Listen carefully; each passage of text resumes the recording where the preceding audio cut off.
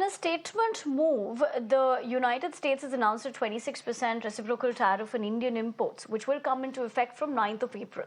Now, this decision comes as a part of a broader strategy to address what the Trump administration describes as long-standing trade imbalances.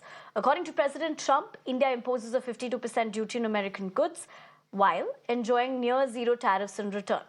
While the reciprocal tariff could hurt Indian export competitiveness and investor confidence, some sectors like apparel and footwear may gain an edge over competitors. But here it's worth noting that the current trade deficit between US and India stands at $46 billion.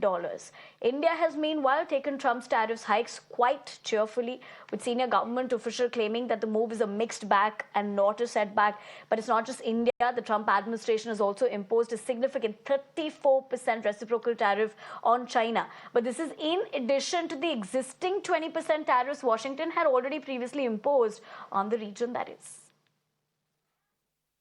April 2nd, 2025 will forever be remembered as the day American industry was reborn, the day America's destiny was reclaimed, and the day that we began to make America wealthy again. Going to make it wealthy, good and wealthy. For decades, our country has been looted, pillaged, raped, and plundered by nations near and far, both friend and foe alike. Foreign leaders have stolen our jobs, foreign cheaters have ransacked our factories, and foreign scavengers have torn apart our once beautiful American dream. We had an American dream that you don't hear so much about. You did 4 years ago, and you are now, but you don't too often, and for many years and decades even, you didn't hear too much about. Our country and its taxpayers have been ripped off for more than 50 years, but it is not going to happen anymore. The world had been waiting for this, and now it's arrived, and the world will not be the same anymore.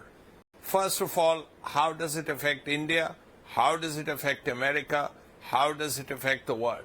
America first. Naturally, all imports will be more expensive. Some more expensive than others, some less expensive than others. But that will mean inflation for America.